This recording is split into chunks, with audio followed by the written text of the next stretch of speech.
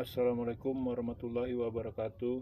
Berikut ini kita akan membahas prediksi latihan soal pendidikan profesi guru atau PPG ya, mapel sejarah SMA beserta full pembahasan.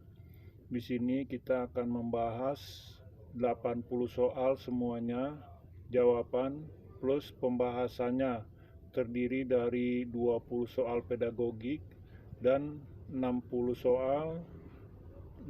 soalnya umum. 60 soalnya soal sejarah profesional ya. Ini contoh-contoh soalnya, kita akan bahas semuanya sampai selesai. Terus 13, terus 18, 23, 31, terus kita akan bahas dan kupas semua soal-soal ini, penjelasannya sedetail mungkin untuk semua guru. Terus ini 60 soal, ini soal terakhir ya. Sekarang kita ke soal pertama dulu, pembahasan yang pertama.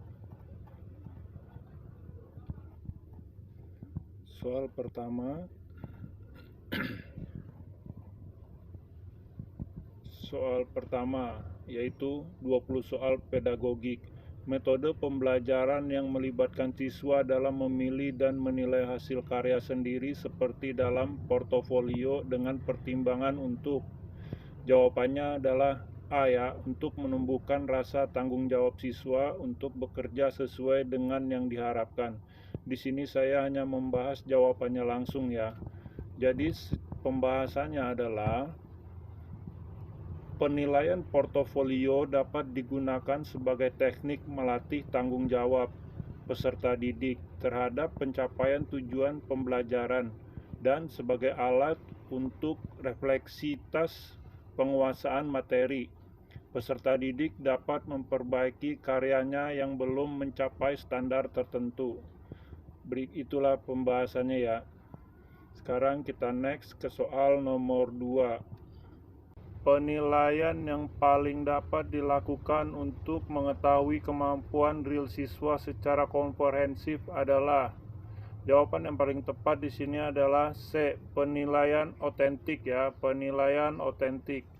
Jadi penilaian otentik, penilaian yang paling tepat untuk mengetahui kemampuan real siswa secara komprehensif adalah penilaian otentik. Penilaian ini dapat menggambarkan kemampuan real siswa secara komprehensif karena penilaian ini dilakukan sejak awal pembelajaran sampai akhir pembelajaran dengan segala aktivitas siswa dalam proses pembelajaran. Jadi penilaian ini tidak hanya berupa laporan hasil ujian dan ulangan saja, tetapi segala aktivitas yang terjadi selama proses pembelajaran berlangsung ya. Oke, sekarang kita next ke soal nomor 3 ya Bu Guru. Masalah yang sulit dan sering dilupakan dalam pembelajaran sejarah yakni. Jawabannya yang paling tepat adalah membelajarkan nilai dalam setiap peristiwa.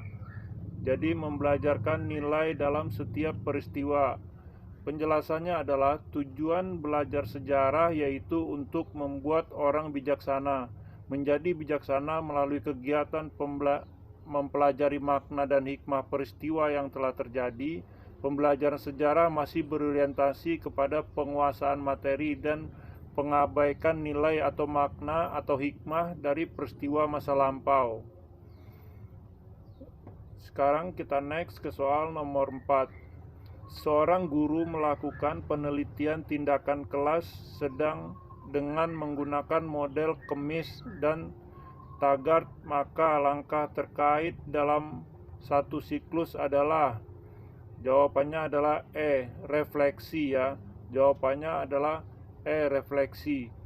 Pembahasannya adalah tahapan penelitian tindakan kelas kemis dan taggart yakni plan, arch, dan observasi, reflect, arch. Itu tahapan penelitian tindakan kelas kemis dan taggart ya. Oke, sekarang kita lanjut ke soal nomor 5. untuk mempertajam pemahaman mengenai peristiwa sekitar munculnya reformasi, sumber belajar yang dapat digunakan oleh siswa yaitu, jawabannya adalah D. Orang yang menjadi pelaku pada masa peristiwa munculnya reformasi.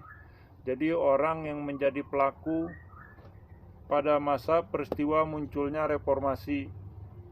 Penjelasannya adalah untuk mempertajam pemahaman mengenai peristiwa sekitar munculnya reformasi, sumber belajar yang dapat digunakan oleh siswa di samping sumber-sumber tertulis adalah orang yang menjadi pelaku pada masa peristiwa munculnya reformasi, karena merekalah yang dapat memberikan gambaran secara nyata mengenai peristiwa yang terjadi pada masa peristiwa munculnya reformasi, atau tepatnya tahun 98 ya. Sekarang kita lanjut ke soal nomor 6. Oh ya, untuk ibu-ibu semuanya, baik guru, kami punya program pendidikan untuk guru semuanya dengan komisi 80%. Jadi untuk ibu guru semuanya bisa lihat website kami marvinstudi.com. Silakan chat admin untuk bertanya. Sekarang kita lanjut ke soal nomor 6. Peserta didik diajak untuk field trip ke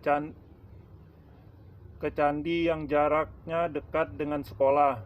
Candi dalam konteks ini berfungsi sebagai, perhatikan ya, candi dalam konteks ini berfungsi sebagai, yaitu jawabannya adalah C. Sumber belajar. Jadi penjelasannya adalah sumber belajar efektif tidak abstrak adalah yang konkret dan mendekatkan peserta didik pada objek yang nyata. Dari sini objeknya adalah candi ya, atau sesungguhnya. Salah satu dari sumber belajar tersebut adalah candi. Sekarang kita next ke soal nomor 7. Pendekatan saintifik diterapkan agar peserta didik dapat menemukan pengetahuan secara mandiri melalui fasilitas dari guru. Pendekatan ini diterapkan agar pengetahuan yang didapat siswa tahan lama. Hal ini sesuai dengan pandangan bahwa, jawabannya adalah A. Ketika peserta didik tertib dalam membangun pengetahuan secara mandiri, pengetahuan tersebut akan lebih diingat dan dipahami.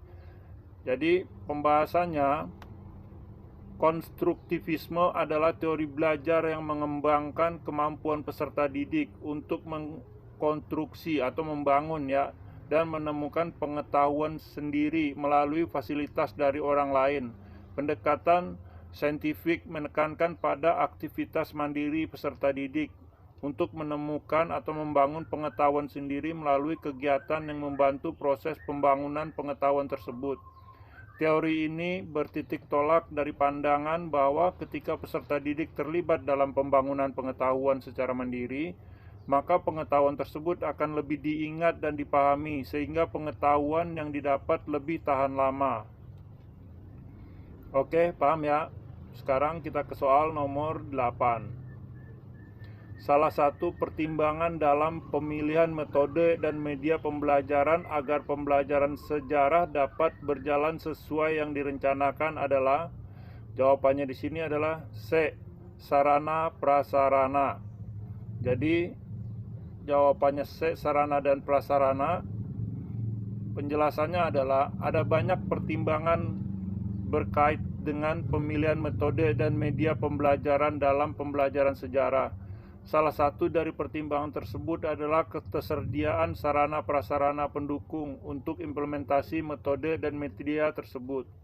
Keberadaan sarana dan prasarana ini menjadi jawaban keterlaksanaan penerapan metode dan penggunaan media.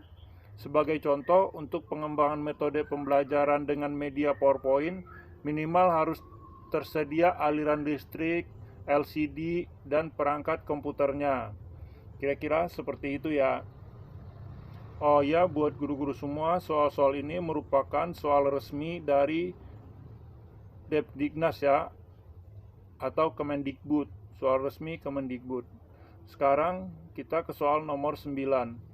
Pembelajaran sejarah merupakan pembelajaran masa lampau. Pendekatan pembelajaran yang dapat dikembangkan yaitu, jawabannya adalah pembelajaran kemungkinan peserta didik untuk dapat menelusuri peristiwa masa lampau ya. Perhatikan, pembelajaran memungkinkan peserta didik untuk dapat menelusur peristiwa masa lampau.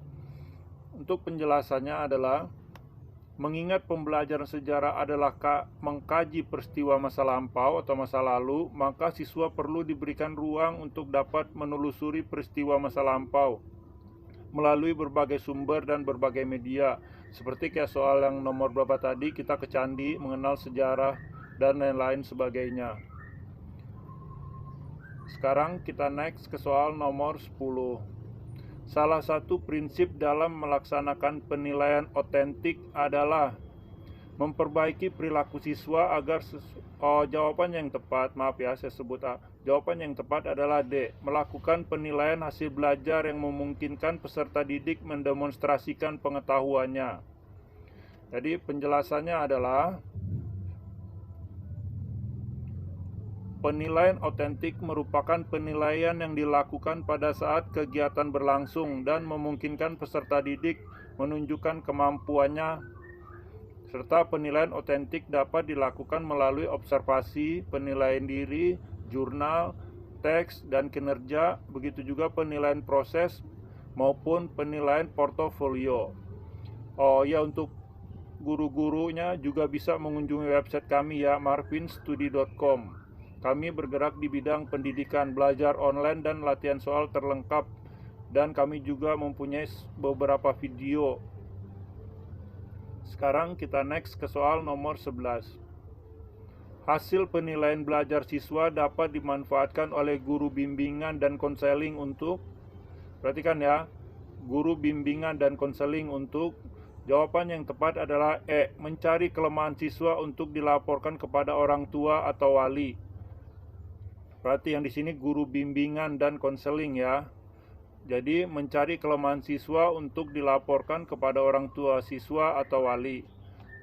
Pembahasannya adalah, salah satu fungsi penilaian yakni untuk memberikan umpan balik kepada 10 bahan pengayaan dan remedi. Program PGDK Kemendikbud, pendidikan sejarah peserta didik, penilaian mencerminkan perkembangan belajar peserta didik. Perkembangan inilah yang dapat dilaporkan oleh guru BK kepada orang tua. Sekarang kita next ke soal nomor 12. Penggunaan peta dalam pembelajaran sejarah diperlukan untuk, perhatikan ya, penggunaan peta ya dalam pembelajaran sejarahnya. Jawabannya adalah B. Menunjukkan lokasi-lokasi tempat terjadinya suatu peristiwa. Pembahasannya adalah nomor 12. Peta juga berfungsi sebagai media belajar yang juga sumber belajar. Mempelajari lokasi, letak, konektivitas antar wilayah, maka peta merupakan media yang wajib digunakan untuk memperjelas pemahaman peserta didik atau memperjelas pemahaman murid-murid. Sekarang kita next ke soal nomor 13. Jika kompetensi dasar tertulis memahami corak kehidupan masyarakat pada zaman praaksara, perhatikan ya, memahami corak kehidupan masyarakat pada zaman praaksara, maka indikator yang tepat yaitu, jawaban yang tepat di sini adalah mengidentifikasi mata pencarian pada masa praaksara. Jadi mengidentifikasi mata pencarian pada masa praaksara jawabannya. Penjelasannya adalah, kehidupan meliputi semua aspek kegiatan yang dilakukan manusia, meliputi mata pencarian, peralatan, kesenian, pengetahuan, kemasyarakatan, bahasa, dan kehidupan keagamaan. Oke, sekarang kita ke nomor 14. Indikator pencapaian pembelajaran yakni peserta didik mampu mendeskripsikan persebaran nenek moyang Indonesia. Maka salah tujuan pembelajaran yang tepat yaitu peserta didik mampu, perhatikan ya, maka salah tujuan pembelajaran yang tepat yaitu peserta didik mampu. Jawabannya adalah Menggambarkan rute kedatangan dan persebaran nenek moyang bangsa Indonesia. Oke, penjelasannya adalah tujuan pembelajaran dirumuskan dari indikator pembelajaran. Tujuan pembelajaran dirumuskan dari indikator ya. Indikator pembelajaran adalah peserta didik mampu mendeskripsikan persebaran nenek moyang Indonesia. Sehingga salah satu tujuan pembelajarannya adalah menunjukkan rute kedatangan dan persebaran nenek moyang bangsa Indonesia. Oke, sekarang kita next ke soal nomor 15. Soal ini saya hanya akan bahas sampai 20 ya. Nanti 20 lagi berikutnya ke video yang berikutnya, terus sampai 80. Jadi soal ini terdiri dari 80 soal, akan terbagi menjadi 4 video. Untuk guru semuanya mohon maaf karena kenapa kami bagi 4. Kalau videonya terlalu panjang biasanya suka error. Oke, sekarang kita lanjut ke soal nomor 15. Salah satu prinsip dari penyusunan RPP adalah, perhatikan ya, prinsip penyusunan RPP yang ditanya. Jawaban yang tepat adalah B. Mendorong partisipasi aktif peserta didik. Mendorong partisipasi aktif peserta didik. Penjelasannya adalah RPP atau Rencana Pelaksanaan Pembelajaran dirancang untuk membelajarkan peserta didik selama jam tatap muka berlangsung. Pembelajaran yang dikehendaki yakni student center learning, maka RPP harus dirancang dapat membuat siswa terlibat aktif di dalam pembelajaran tersebut. Oke, sekarang kita ke nomor 16. Rencana pembelajaran yang dirancang guru yakni terdapat aktivitas setiap kelompok menyelidiki suatu topik untuk diteliti. Contoh topik yang diangkat misalnya kehidupan zaman praaksara. Nih zaman ya, maklum bikin soalnya ketinggalan N.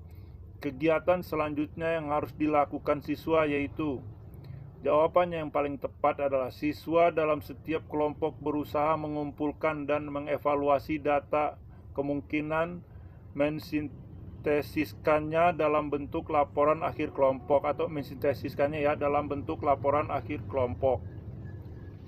Jadi pembahasannya adalah kegiatan penyelidikan atas suatu topik dapat dilakukan melalui kegiatan mengumpulkan data, mengelola data, dan melaporkan hasil olah data tersebut. Oke, paham ya? Siswa dalam setiap kelompok berusaha mengumpulkan dan mengevaluasi data, kemudian mensintesiskannya dalam bentuk laporan akhir kelompok. Kegiatan penyidikan atas suatu topik dapat dilaksanakan melalui kegiatan mengumpulkan data, mengolah data, dan melaporkan olah data tersebut. Sekarang kita next ke soal nomor 17. Penilaian sikap sosial yaitu sikap jujur dalam pembelajaran sejarah dapat diukur melalui indikator di bawah ini yakni, perhatikan ya, indikator di bawah ini yang ditanya yakni. Jawabannya yang paling tepat adalah A. Bertanya kepada guru jika mengalami kesulitan memahami materi pembelajaran. Oke, bertanya kepada guru atau bertanya kepada Anda. Penjelasannya adalah penilaian sikap sosial yakni jujur oleh guru mata pelajaran harus dilaksanakan pada mata pelajaran berlangsung. Sikap yang dinilai juga sikap yang generik dimungkinkan muncul pada semua peserta didik. Bertanya kepada guru apabila tidak mengerti merupakan bentuk perwujudan sikap jujur apa adanya. Sikap jujur apa adanya seorang murid. Oke, kita next soal nomor 18. Dalam memilih teknik penilaian, guru merancang teknik penilaian sesuai dengan indikator pembelajaran. Ya, perhatikan nih, sesuai indikator pembelajaran. Bila indikator berkaitan dengan pemahaman konsep, maka teknik penilaian yang tepat yaitu, perhatikan yang ditanya, maka teknik penilaian yang tepat yaitu A. Tes lisan dan tes tulisan. Oke, sekarang kita akan bahas pemahaman atas suatu konsep atau pengukuran ranah kognitif dilakukan melalui tes baik lisan maupun tes tulisan. Oke, kita sekarang next nomor 19. Manfaat yang diharapkan dapat dimiliki siswa ketika guru memberikan penugasan proyek adalah untuk menilai keterampilan. Perhatikan yang ditanya, aktivitas ini adalah untuk menilai keterampilan, yaitu A. Kemampuan mengaplikasi pengetahuan dalam suatu penyelidikan. Ya, kemampuan mengaplikasi pengetahuan dalam suatu penyelidikan. Pembahasannya adalah proyek tertentu melatih peserta didik melakukan penelitian sederhana. Peserta didik akan terbiasa untuk melakukan penyelidikan atau penelitian. Dengan hal yang ini ya, akan terbiasa. Jadi peserta didik akan terbiasa untuk melakukan penelitian dan penyelidikan. Sekarang kita next ke soal nomor 20. Esensi dan penelitian tindakan kelas adalah, perhatikan ya, esensi dari penelitian tindakan kelas. Sorry, tadi saya salah baca. Esensi dari penelitian tindakan kelas yang ditanya. Jawabannya adalah A. Memperbaiki proses pembelajaran. Jadi esensi dari penelitian tindakan kelas adalah memperbaiki proses pembelajaran, yaitu penelitian tindakan kelas digunakan untuk memperbaiki proses pembelajaran, bukan untuk memperbaiki hasil belajar. Oke, paham ya Bu Guru? Sekarang kita naik ke soal profesional. Soal profesional ini akan kita bahas dan akan kita kupas di video berikutnya ya. Oke, sampai di sini dulu. Terima kasih untuk atensinya. Semoga bermanfaat. Jangan lupa like, komen, dan subscribe untuk bisa membangun channel ini serta websitenya. Jangan lupa program kami untuk menghubungi kami marvinstudi.com. Silakan chat adminnya untuk bertanya. Sekian dulu. Wassalamualaikum warahmatullahi wabarakatuh.